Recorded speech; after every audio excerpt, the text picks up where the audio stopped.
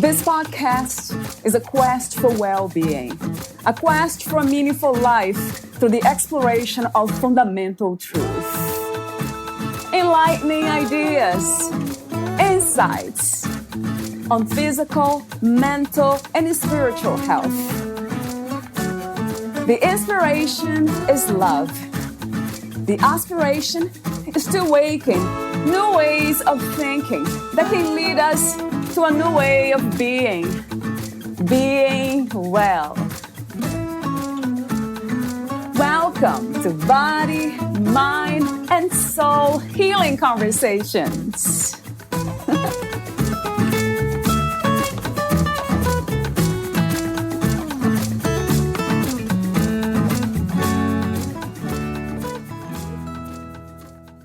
Focusing on yourself makes you a better person and a better mom. Valeria Teles interviews Arielle Haughee, the author of Mother's Journal for Inner Peace. Previously an elementary teacher, Arielle Haughee is a 5-time RPLA-winning author and the owner of Orange Blossom Publishing. She is an editor, speaker, consultant, and the Executive Vice President for the Florida Writers Association.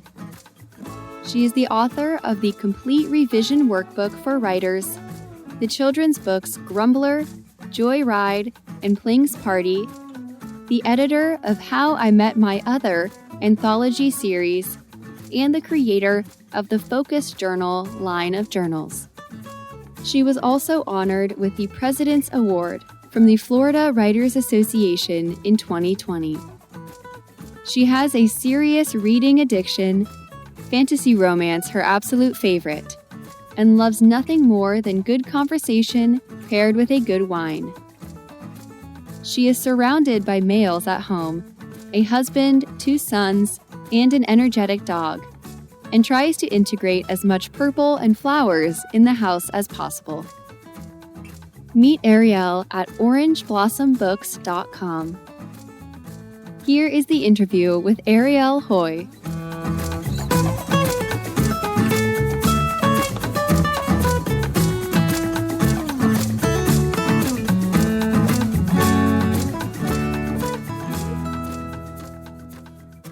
In your own words, who is Arielle Haughee?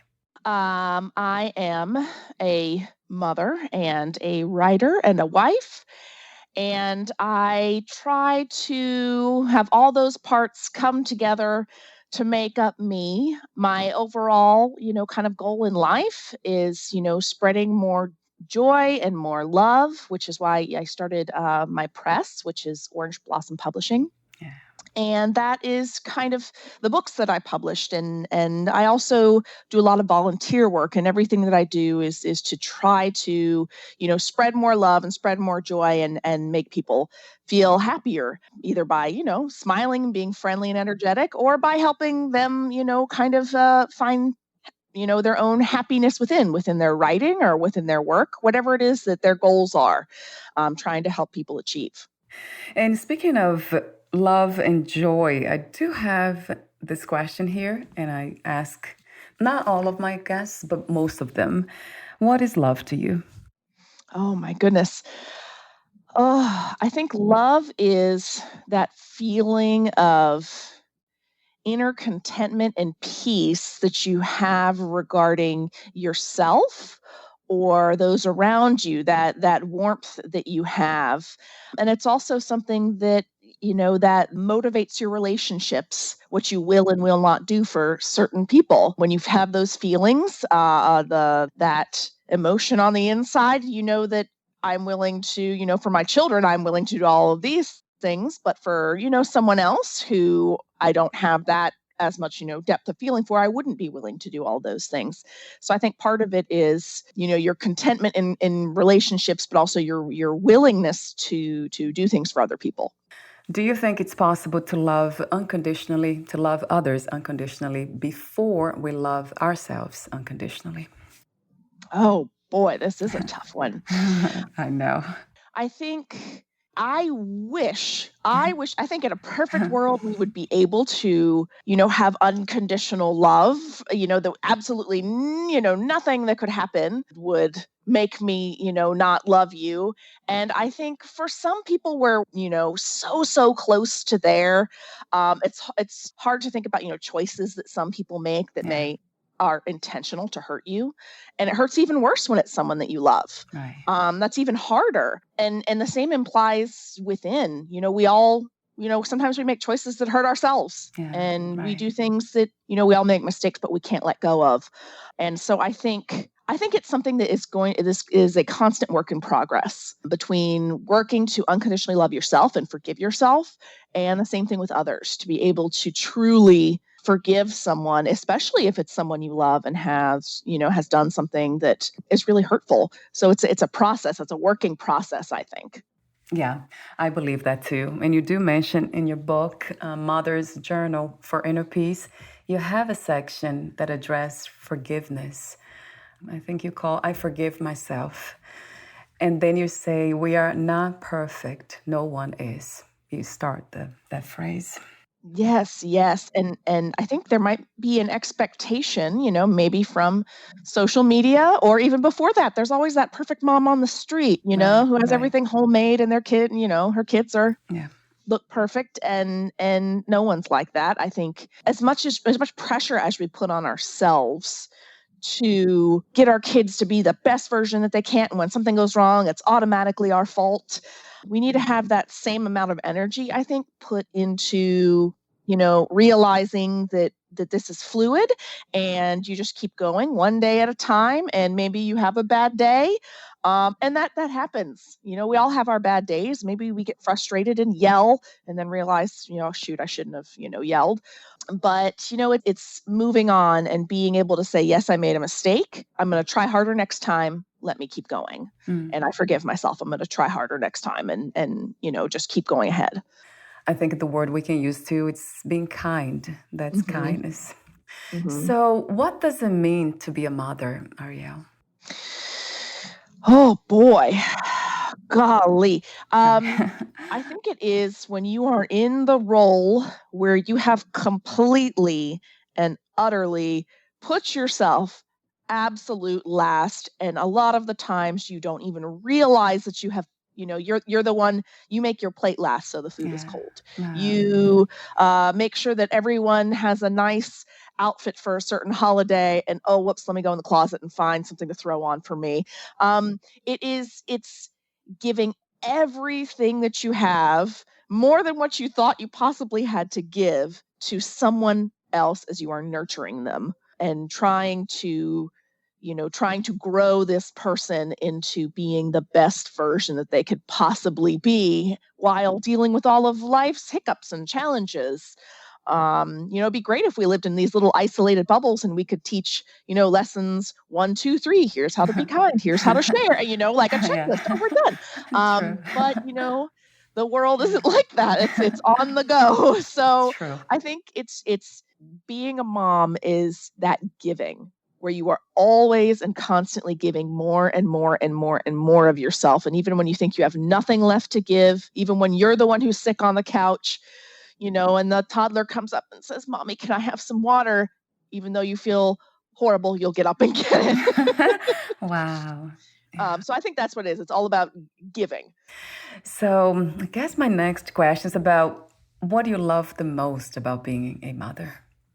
Oh boy, the genuine and pure laughter that and enjoyment that comes from when you have kids that say something or do something totally unexpected, and just that because it's so pure. They Yeah. just said something so funny, or they just went and did something, and it's those surprises. And it's also that you get to, you experience life for the first time in all of its steps again.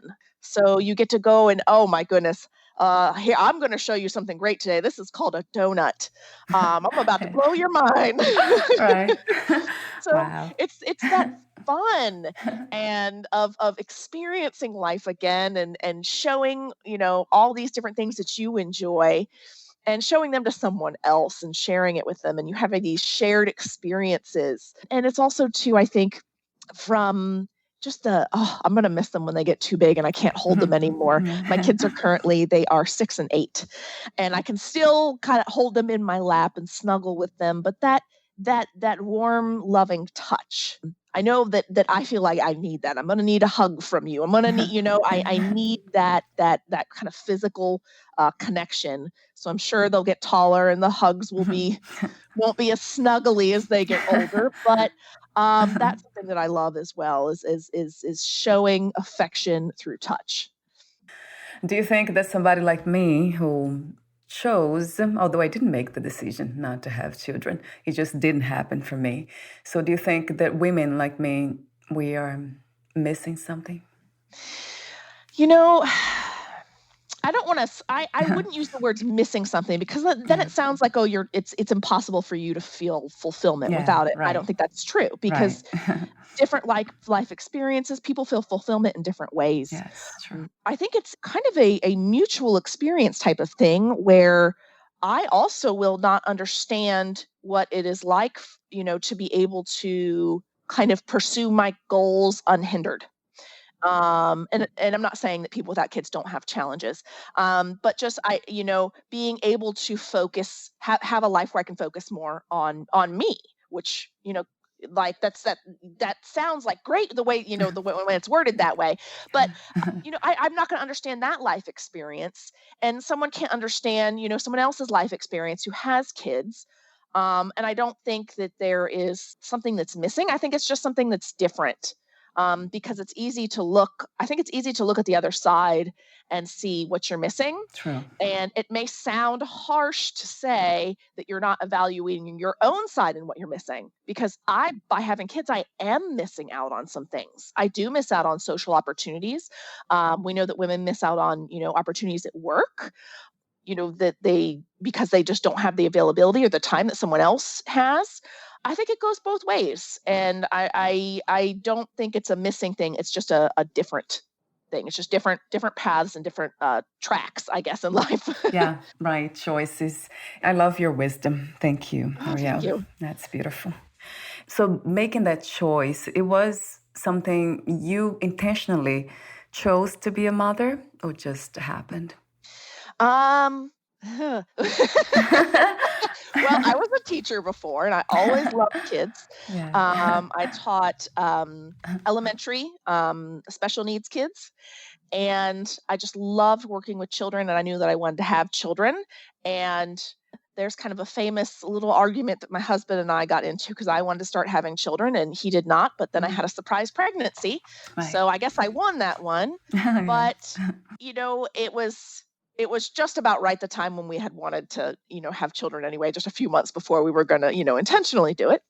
But, and then my second child was planned. So it's been different than what I thought it was going to be, which I think everyone kind of says when you get into it. True. It's different.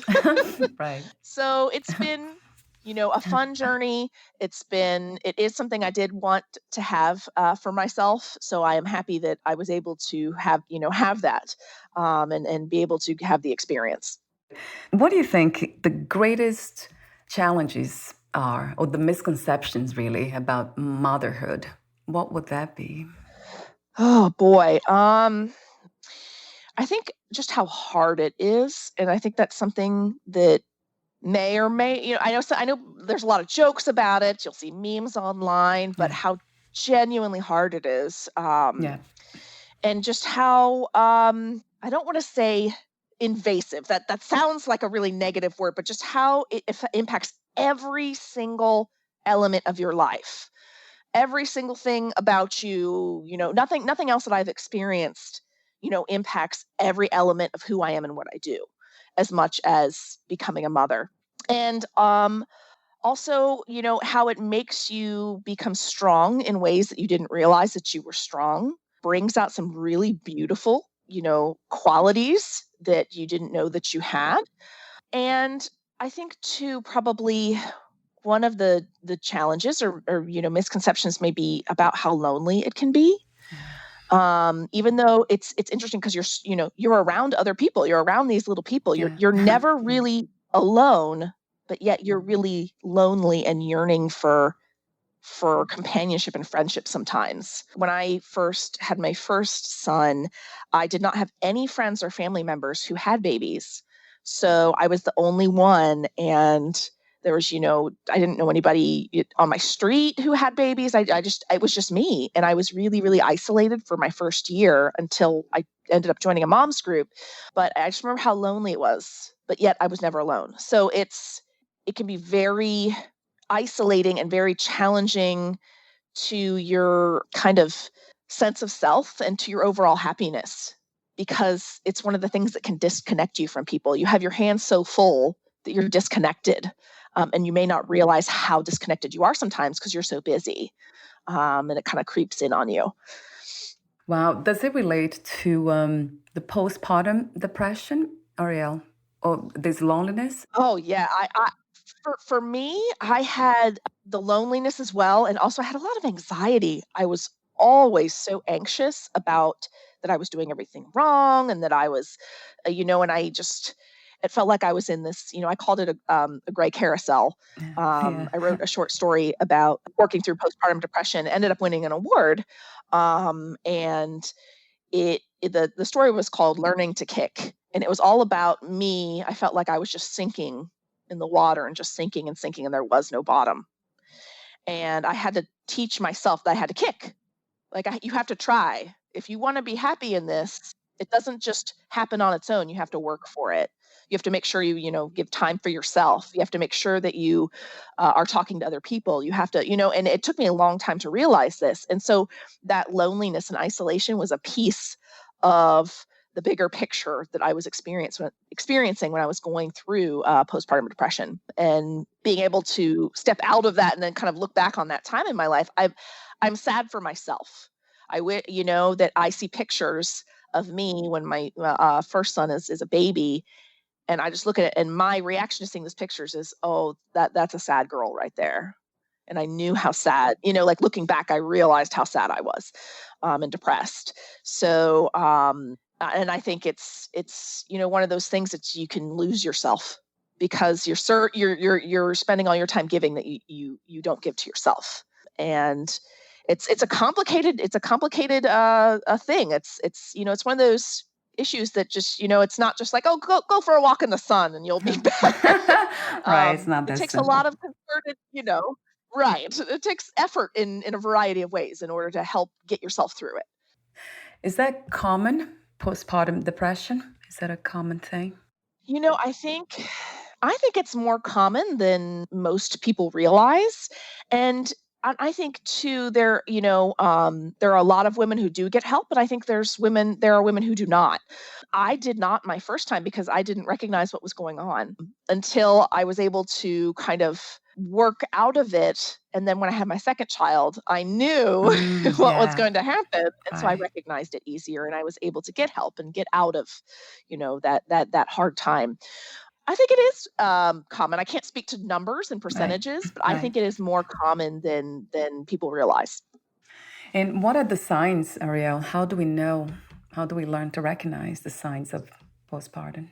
Gosh, so I'll speak to my experience. Yeah. I felt like there was nothing to look forward to. Every day seemed to be similar to me, and I wasn't finding happiness during the day. It was compounded by the fact that I felt guilty. So here I was with this beautiful baby, and so many women can't have babies, and I should be appreciative and I should be happy. So I also had guilt for not feeling that way. And I felt like it took me longer to bond with my son. I loved him, but it took me longer to bond with my first son, just because of the shock for me. And the fact that it seemed like I was just in some sort of strange, baby boot camp type of existence every single day after day, week after week, month after month, with nothing to look forward to, nothing that seemed to make me happy. I felt like I was just kind of this robot going through the motions, and I would just lay in bed at night and think, That's it. That was my day. That was all there was. And also anxiety. Gosh, just constant, am I doing this right? I'm not doing this right. And then that anxiety would reach into other ways where I would be less patient with my husband, less patient with my mother, less patient with other people in my life because the anxiety was seeping into other elements Right. and Yeah. other relationships. It sounds like a separation, kind of not issue, but a consequence of feeling separated from something that was in you. Now it's outside. It sounds like that. That's that feeling of separation for something that once was part of you. Right. And I know for me, so I transitioned from, I was teaching full time, and then when we had my son, I was staying home with him, and there was a loss of identity there for me. I was a teacher. Now what am I? Right. Because I feel like our society can't, some people in our society don't value parents who stay at home as much. Right. And so for me, I didn't value what I was doing. Even though that can be arguably considered, the most important job in the world is raising the future. Yeah. But for me, well, I'm not making money, so what I'm doing isn't valuable. So that was an element for me as well, was that I went from having a career to being at home. And it took me a while to kind of wrap my head around that I had something to contribute other than money, other than Right. financially to our family. I was contributing in a totally different way, which for me, it was just a big adjustment to wrap my head around. Yeah. Would you say it is something that we have in society, this idea that mothers who stay at home, they are somehow seen as having less value than mothers or women who work out there and make all this money? Would you say that this is a reality, a fact? It's interesting because I think that there's very, very high expectations of women. So, for example, when you see a news story that it will say, mom business owner, makes it big, right? But if it was a male, it would just be local man's business makes it big. True. They're never referred to as dads, right? Right. But there's this emphasis that if you are a mom and you're staying at home, you're going to be like a super mom, where you're going to be, cooking, and the house is going to be clean and everything's going to be perfect. And if you're working, you're going to be also a version of a super mom, where you have your career, you're just doing great in your career, and then you come home and everything's great, with your kids. And I think it's tough because I think women, there is a higher expectation with women in parenting than for men. And I think it's gotten a lot better, of course, recently. But I think there's still that lingering notion that you have to, if you are a working mom, you have to be doing your job and being the one who manages everything at home as well. And so you're contributing financially and managing the home. And then if you're at home, oh, well, you're not contributing financially, so you need to be doing extra super things, at home, and be, make your own biscuits or whatever it is you're doing. Yeah. They're not from the can. I think attitudes have come a long way in the last few decades, as far as women providing value by staying home, but I still think there is more work to be done as far as, it shouldn't be, homemaker or stay-at-home mom seeing something. As I always hear women when someone is asked, "Oh, what do you do?" and if they say, "I'm a stay-at-home mom," they almost have to say something like, "Oh, I'm just a stay-at-home mom," or "Oh, I'm a stay-at-home mom and I'll do a little of whatever on the side." They kind of say it like it's not something they're proud of. That it's not something, we should be proud of that. Absolutely. We should be, I work really hard with my kids and my family, and I do the best I can. It doesn't have to be something you feel like you have to excuse yourself for. Yeah. And you should be able to say it with pride. And I feel like we're not there yet. And until we're there, then we'll be able to say that we value each other the same. Because if we're, two women introduce themselves, one is a mortgage broker and one's a stay-at-home mom, I think it's automatically like, oh, well, she's a mortgage broker and a mom, or, like, oh, just a stay-at-home mom compared to her. We have to provide the value. We have to Mm. embrace it and be proud, I think. Do you think that also part of that is the work on self-love, unconditional self-love and self-acceptance? Absolutely. Absolutely. I think when, you're working on that self-love, it's pride in who you are and what you do, no matter what it is. In writing, we will talk to different authors, and sometimes authors feel embarrassed about what they write or feel like what they write isn't as good as others just because of the genre. So for example, a someone who writes, horror stories will feel like their work isn't as good as someone who writes like literary fiction. And it's like, no, it's just different. Right. There is no, the person, assuming the value here is you. You are the one. You need to own your value, and that's part of you experiencing that self-worth, is owning what you do and who you are, and being proud of it. And so that when you say, yeah, I write horror, and then, the people, they hear it in your voice. They hear that you respect what you do in your voice, and they respect it as well. So I feel like starting within and having that self-love, and, introducing yourself and embracing what you do and who you are, shows people that they're going to respect you and love you as well for who and what you are, because that's what you do. And speaking of that inner work, inner peace, you use that in the title of your book, Mother's Journal for Inner Peace. So my question about inner peace is, what is your idea and understanding of inner peace? And how is it different from being calm and relaxed? Oh, that's a great question.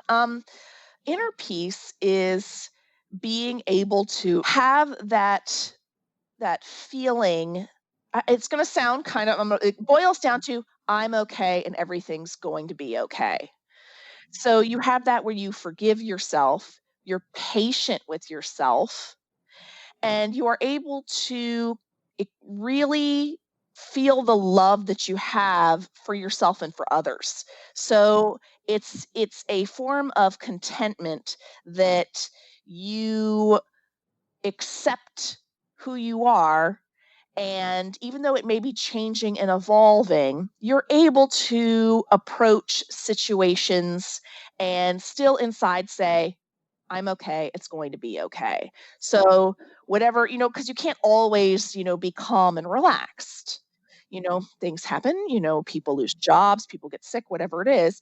But you can use the utilize those skills and the strength that you have to make a situation easier for you. So if you focus on, making sure that you have the love for yourself and the forgiveness, then you will be able to handle these more challenging situations in a way that will make sure that it doesn't, fully break you down, which sometimes that's inevitable, but Yeah. just to help you feel stronger and get through things easier, and maybe not dip as low as you would have if you weren't working on yourself. What do you think is the purpose of the human experience? Oh boy, so this is kind of rooted in just who I feel like I am as a person, but serving one another, and just being here to help one another, and also, the planet as well, but being of service. That's, I really enjoy doing a lot of volunteering, and I love, seeing other people, helping out in all these different ways. And it doesn't have to be some grand, giant thing. You can do small things every day. But I feel like we're here to help each other, and we only have one shot at life, and we need to help each other out. And that's kind of one of the things that makes us different, creatures, is that we are able to be altruistic and truly help someone, even if it's at our own expense. And that's why I think we're here, is to support each other, and together we can create things and do things that are of course, better than what you could do on your own, and just have a better life experience, have more joy, feel more love when we're all supporting each other and living to help each other. So, how did you become a writer, and what was the inspiration and intention of writing your book, Mother's Journal for Inner Peace? I started writing after my second son. I tried to make a book attempt where I had written a book with my first, but I realized I just did not know what I was doing, because writing professionally is different than writing for fun. Right. So True. I spent a good year just immersing myself in learning how to write books and write professionally, and really work on my craft. And then when my second son came, I said, okay, let's do this for real. And I started sending my work out to be published, and I started getting involved in organizations and trying out contests and just really putting myself out there.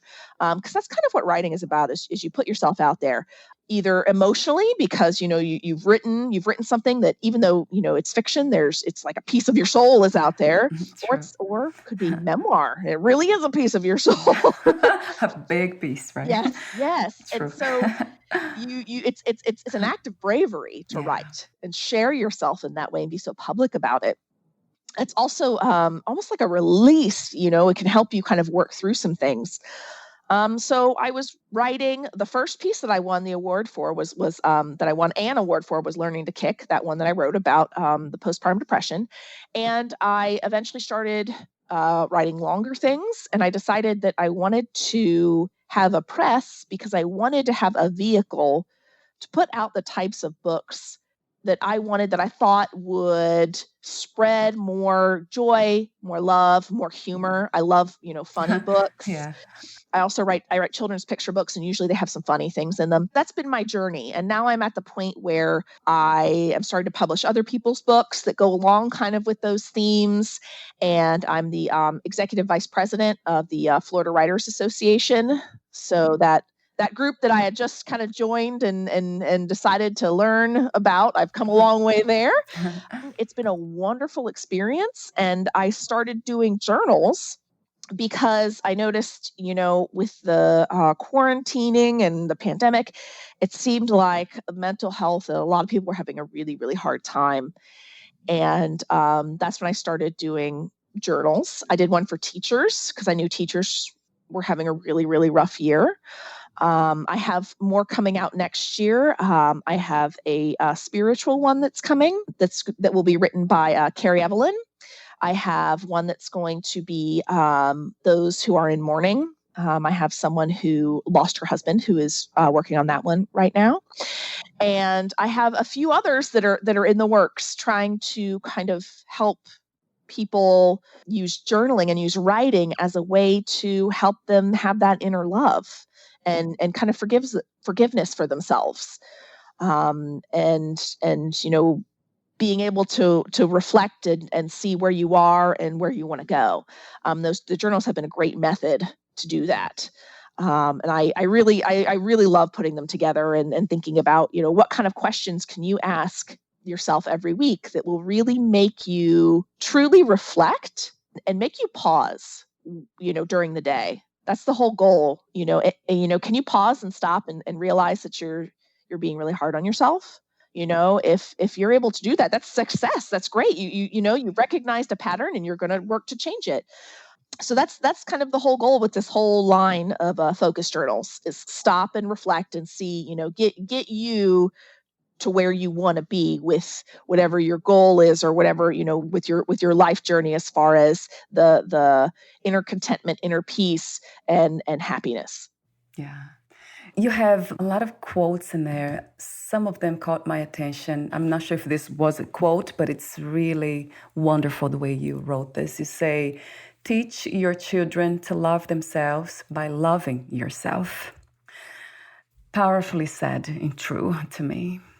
Yes, and they learn so much just by watching you and by seeing what you do. And it is not easy. Goodness gracious, especially, so this last year, I am definitely one of those people where I have been inside more and I've been eating more, and I'm a little rounder, and I have to be very careful when I am putting on my clothes and when I am looking at myself in the mirror and things aren't fitting. And I'm trying, because, my kids will be in the room when this is going on. And I try to be very mindful of what I say. Like, oh, I'm so fat, or oh my gosh, blah, blah, blah. Say negative. Because I feel like that automatically comes out, right? Yeah. Just being mindful of what I say and say, and it also makes it so that I'm listening to these words as well. And I'm saying these positive things to me. So I might say something like, oh, look, these pants don't fit, but don't worry, they'll fit again soon. Or something like that. Or it's okay, I'm going to wear something else and I look just as good in this too. Yeah. And try to not have that negative type of thing, and then it makes me say that and feel it as well, because they watch you, they observe a lot more than you realize. So if you are really showing yourself, having these emotions, because it's true, it is upsetting when you have a favorite dress that's not zipping up anymore, your pants aren't buttoning, and so I do want them to see, yes, I am frustrated with this, Right. but I choose how to react to it. Right. So just by modeling different things with what you're saying out loud, or how you model being nice to yourself, so that your kids learn to be nice to themselves too. Thank you for that, crucial message to all of us. It's a message to those who yet don't know, and a reminder for those who do. So I love the format of your book too. The reflecting sections, they are my favorite for a reason, because I love that kind of work of asking questions and reflecting, pausing. In the reflecting section, for example, you have this, I need to let go of. And then we have a chance to write there. And you have the inner peace level score too, which is fun to score 1 to 5. The quotes are incredibly insightful. This one I love too. You say, serenity comes from within. Sounds very simple, but it's the truth. Yeah, it is. It's inside. There's another point about forgiveness. Would you say that is a practice for life? Oh, definitely. And I feel like it's something that you have to decide every day sometimes, because sometimes it is hard to forgive, especially when you've really, truly been wronged, and the person isn't sorry. Right. We have that. Yeah. But the forgiveness is for you at this point. You need to be able to decide to tell yourself, whenever those thoughts come in about whatever it is, I'm choosing to forgive, and I'm going to let these thoughts go. And you have to force yourself to think about something else.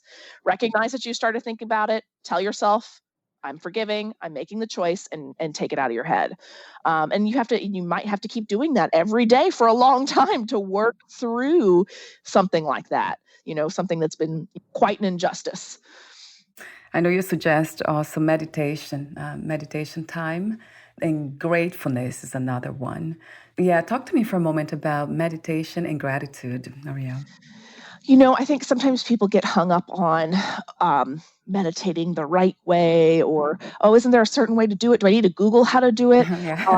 Because, but it's honestly, it's just quiet time inside your head, a quiet time, it's just you and your thoughts, and you kind of, it's almost like the slowing down the speed of your thoughts, and just focusing on your breathing and slowing down your mind enough that you are able to relax, and that will help, reduce your anxiety. So it doesn't have to be like you have to be sitting in a certain position on a yoga mat, with the exact mat. That's not, it can be anywhere. You can meditate anywhere at any time. Just close your eyes and focus on your breathing, and release that anxiety and that tension, and just slow your mind down, and use that as a tool to help you get through the day, and kind of press the restart button when you need to. And what was the other thing that you asked? I forgot the second one. Yeah, gratitude. Gratitude. Yeah. Oh, yes. I am a firm believer that there's always something to be thankful for.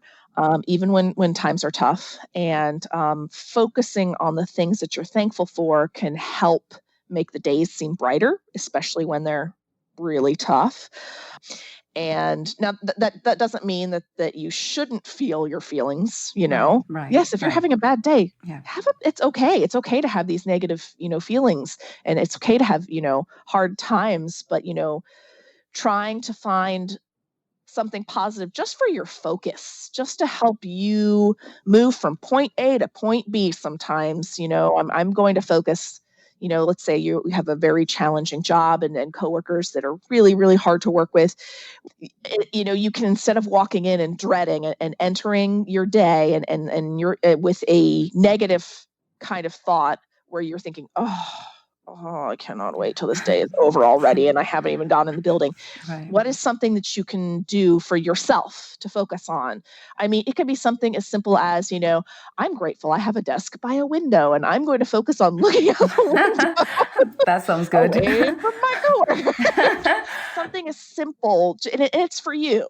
So yes, it doesn't take away from the fact that, it's not going to fix anything as far as your coworkers, but it just helps you get through the day and get through your challenge if you can kind of shift your focus a little bit into something that is more palatable and that helps you get through things easier.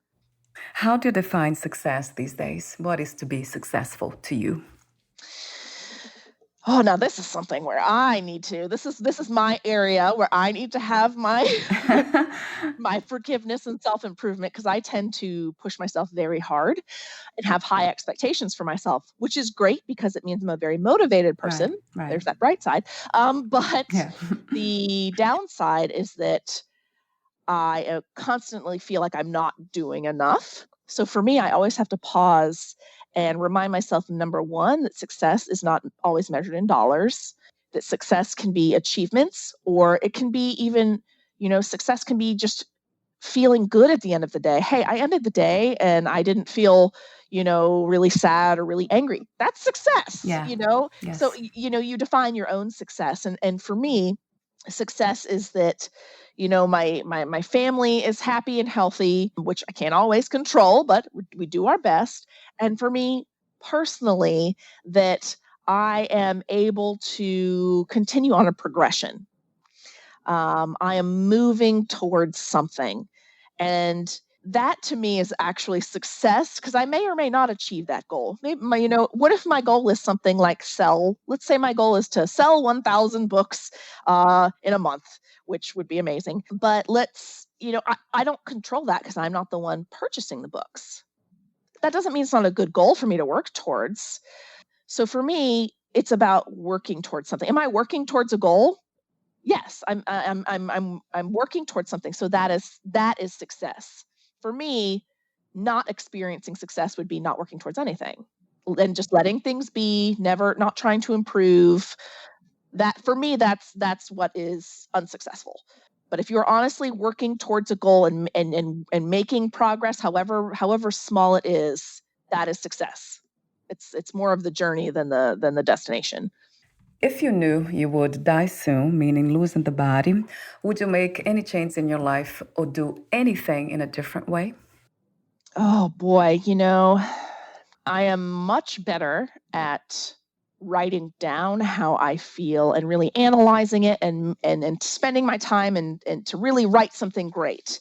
I'm not as good one-on-one, expressing my feelings verbally, but, speaking them. And I think that if I was going to, let's say I'm going to die soon, I would work really hard, really quick on figuring out how to verbalize genuine feelings for people in my life and telling them how important they are and how much they mean to me, and how proud I am to have them in my life without, all the pomp and circumstance of writing. Just being able to speak freely and openly to let people know, how important they are to me and how much I love them. I'm wondering, why is that a challenge for most of us? It is for me too, to express my feelings toward my husband, my family.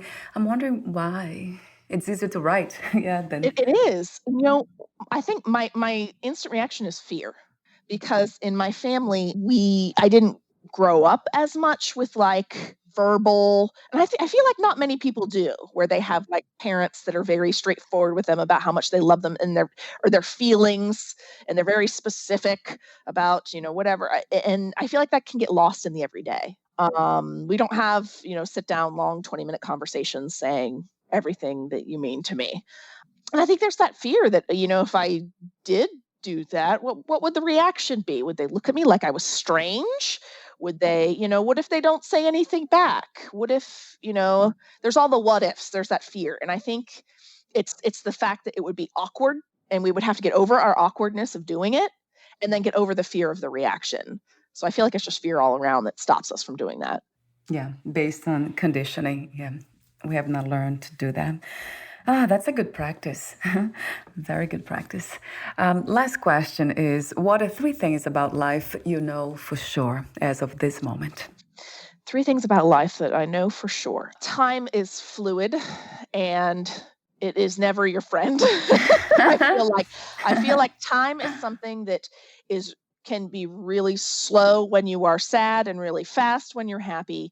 So it's about being in the moment or making the moment something you want to be in because of, the fluidity of time and how that changes. So the second thing, I would say relationships change. And this is true for any type of relationship. And sometimes they change in great ways. You become closer to people. And sometimes they change in ways that you really don't want. Someone becomes further away than you would like. And sometimes you can't find your way back to them. I think that's one thing that you can appreciate and also kind of be able to let go of is if a relationship doesn't work out, even if it's a friendship, which can be just as hard sometimes when, like a breakup. So relationships change. And I've been delightfully surprised by people that I've gotten close to that I wouldn't have anticipated that maybe were totally different from me. They were a total different age or background or whatever, and been delightfully surprised at having a close relationship with someone I wouldn't have anticipated. And then I've had people that I thought I was going to be friends with, for life. They just kind of disappear. So that's part of it, is just kind of having that flexibility. If you have that inner strength to help not make those dips too low, when that kind of thing happens. So let's see. Time is fluid, relationships change. And number 3, love is effort. And I think this is a pretty well known that relationships are effort. But love is effort too, whether it's your own self-love, whether it is love with other people, whether it's currently now, I think, love with your country. Yeah. Some people are not so in love with their country right now. Right. But it's a form of love. And no matter what form of love it is, it's something that is effort, and you have to keep moving. It's not static. It doesn't just stay the same at time. If life never changed, then love would be static and stay the same. But, things change. And so your love, you have to, it's movable, it's pliable. And you work with it, and sometimes it expands and it can contract as well. But it is something that requires effort for you to shift that love to where it needs to be with yourself or with something else. Thank you so much, Arielle, for your sharing your wisdom, being aware of your purpose, being authentic. I love how authentic you are. Oh, thank you so much. Sense of humor, everything. It's beautiful. Thank you. I do have one last question, and that is a technical one. Where can we find more information about you, your books, products, services, and future projects? My website is orangeblossomBooks.com. And it is the same. I'm Orange Blossom Books on Instagram and Facebook. Thank you so much again, and we'll talk soon. Alrighty, thank you. Bye for now.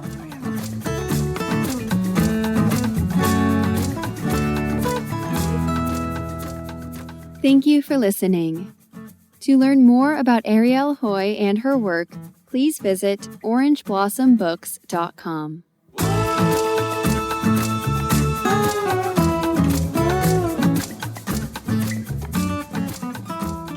To learn more about this podcast, please visit fitforjoy.org/podcast.